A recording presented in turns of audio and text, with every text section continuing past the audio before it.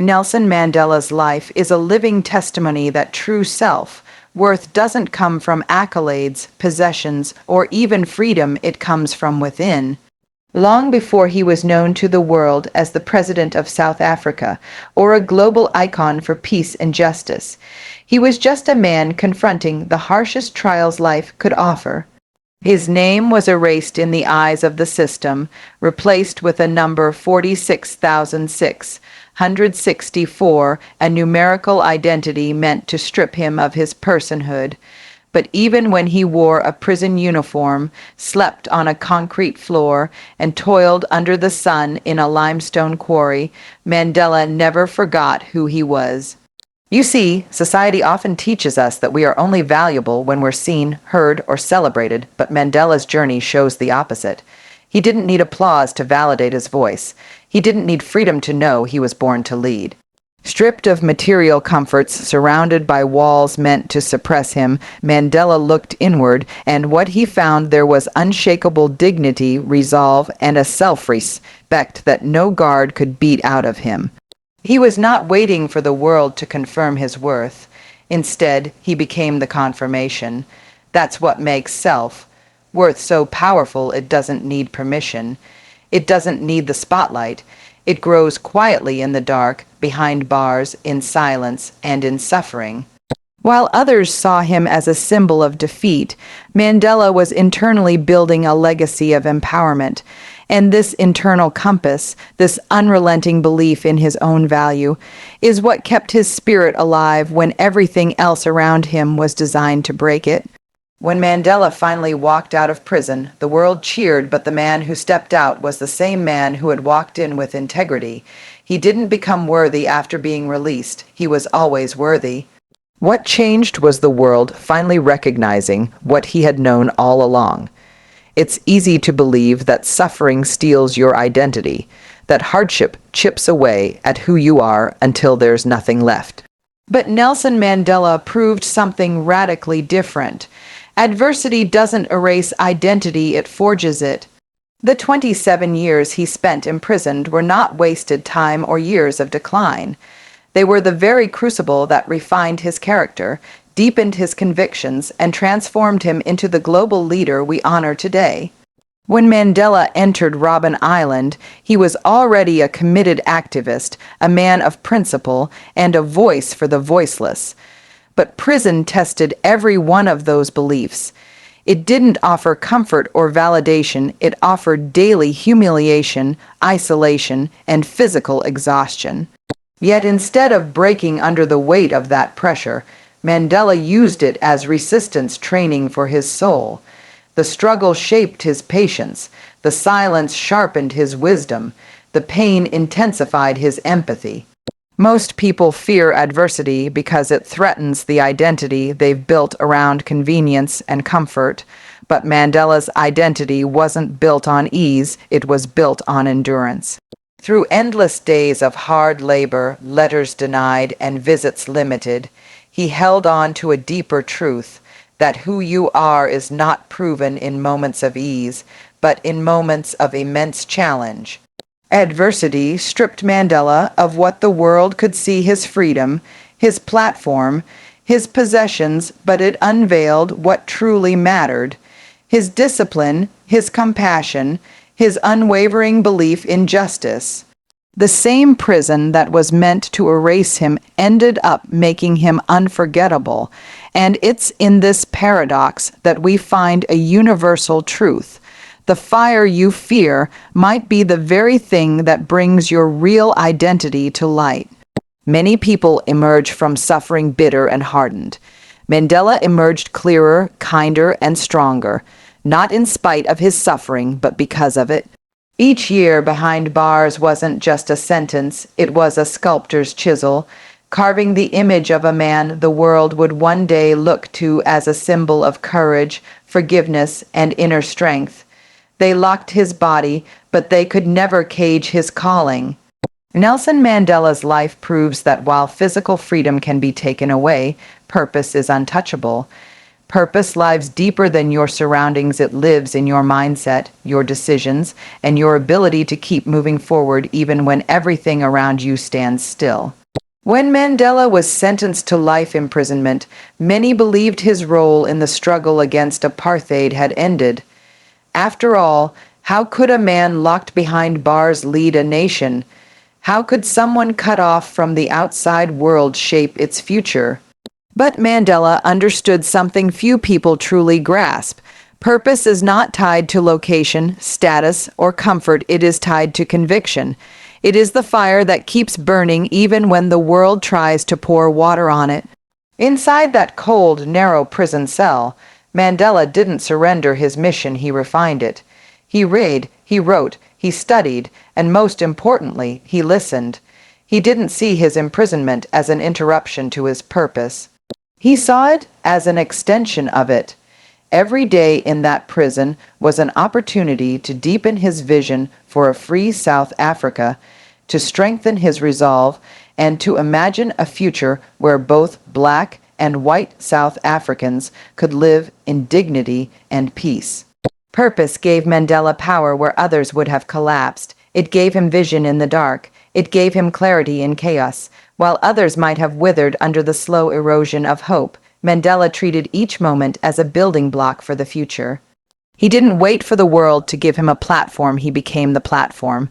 His life whispered a truth the world often forgets. Even if they limit your movement, they can't limit your mission. And so, while his body remained confined, his ideas traveled beyond prison walls. His spirit ignited movements. His name became a symbol not because of what he gained, but because of what he refused to surrender, the burning flame of purpose that no amount of isolation could extinguish.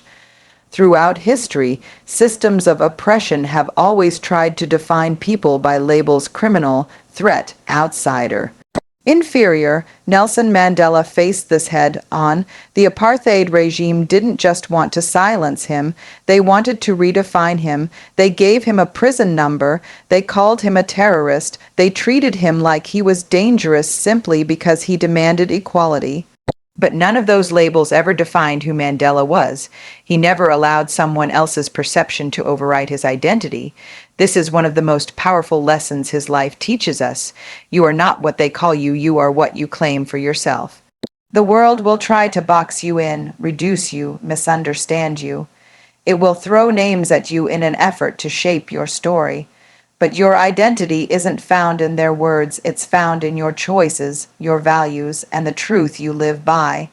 Even as Mandela endured verbal abuse, racial slurs, and dehumanization from prison guards, he carried himself like a statesman, not because he was trying to impress anyone, but because he knew who he was at his core. He never lost the clarity of his mission or the dignity of his character. He held on to his name, his heritage, his principles, even when the system tried to strip it all away. Mandela understood that identity is sacred. It's not given to you by society, it's chosen and protected by you. That's why he never gave in to hatred. He never allowed bitterness to shape his story. He was not just reacting to the injustice around him, he was creating an inner world that couldn't be poisoned by it. He chose to be more than what the government called him. He chose to be a reconciler, a unifier, a leader. So many people walk through life wearing names they didn't choose, names like failure, unworthy, broken, or too late. But Mandela teaches us that the most powerful act of resistance is reclaiming who you really are. Not the version shaped by your circumstances, but the version built on truth, courage, and faith in something greater than fear. There is something undeniable about a person who truly knows their worth. They don't have to shout it. They don't have to prove it. Their very presence communicates it. Nelson Mandela was that kind of person. Even behind bars, with no title, no stage, no wealth, and no freedom, he drew people toward him: guards, fellow prisoners, and eventually the world. Why? Because he embodied a deep, immovable self-worth that made others feel the gravity of his character. Self-worth is like a magnet. When it's genuine and internalized, it begins to attract respect, influence, and even change not by force, but by presence. Mandela wasn't lobbying for applause or recognition during his imprisonment. He wasn't chasing validation. Instead, he stood firmly in who he was. That quiet confidence, that dignified stillness, became irresistible even to those tasked with keeping him silent. Guards who once mocked him began to listen to him. Political leaders who once dismissed him eventually sought his wisdom. And when he was released, the world didn't just notice him, it was drawn to him. Journalists, world leaders, activists, and everyday people looked at Mandela and saw more than a man, they saw a force. And that force came from one simple truth. He never stopped believing in his own worth. Mandela understood that true self. Worth isn't arrogance or pride. It's not about thinking you're better than others. It's about recognizing your inherent value, the unchanging, unshakable truth that you matter. It's the quiet belief that you deserve dignity, no matter how others treat you. And when you live from that belief, people respond. They may not even know why, but they feel your presence. They respect your voice. They are pulled toward your integrity. In a world obsessed with status and appearance, Mandela showed us the power of inner substance. He didn't need external success to feel worthy himself. Worth created success. That is the secret of the magnet. When you carry yourself with value, when you refuse to let shame or fear define you, you become a force that shifts atmospheres, breaks stereotypes, and redefines what leadership really looks like. In a world where loudness is often mistaken for power, Nelson Mandela demonstrated a different kind of strength, a quiet, controlled, and deeply rooted resilience that echoed far beyond words. While many believed that shouting, fighting, and overpowering were the only ways to resist oppression, Mandela chose stillness, discipline, and patience as his weapons. And those quiet tools became louder than any act of aggression ever could. For nearly 3 decades, Mandela lived under the harshest of conditions: forced labor, racial humiliation, isolation from family, and endless attempts to break his spirit. And yet, he didn't lash out, he didn't crumble, he didn't allow bitterness to poison his heart. Instead, he chose to endure with grace. He became a master of his emotions. That silent strength wasn't a sign of weakness, it was proof of unshakable power. This is what the world often misunderstands. Real strength isn't about domination. It's about restraint. Anyone can react with anger. Anyone can scream when they're hurt. But to remain composed under pressure, to continue to treat others with dignity when you've been denied yours, that is the strength of giants. Mandela understood that emotional control was a form of leadership. His silence wasn't emptiness, it was presence. It was the calm that commands attention without demanding it. Even his enemies began to notice. Prison guards were confused by his poise. Political opponents underestimated him at first, but eventually they feared the quiet conviction he carried. That calm, focused strength forced them to reevaluate everything they believed about him. He didn't need violence to prove he was powerful. He simply needed to keep showing up, grounded in his values, unwavering in his vision, and firm in his self-worth. Silent strength does something that noise cannot. It inspires reflection. It changes hearts, not just opinions. It moves people to listen, not just react. Mandela became a global symbol not because he shouted the loudest, but because he stood the stillest, and in that stillness, the world heard something profound. Nelson Mandela's story challenges our entire understanding of freedom.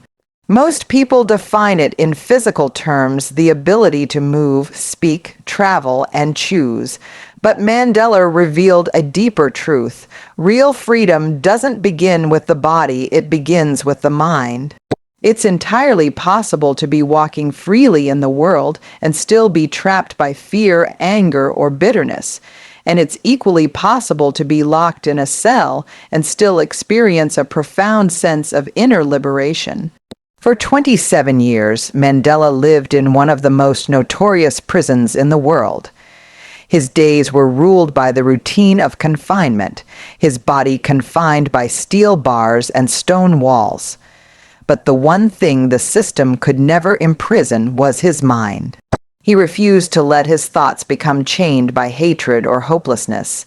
Instead, he trained his mind daily to think beyond the walls, to stay focused on the vision of a united South Africa, and to imagine a future worth fighting for. This mental freedom became his sanctuary. While the world expected him to emerge from prison angry and revengeful, he walked out calm, composed, and determined to reconcile. Why?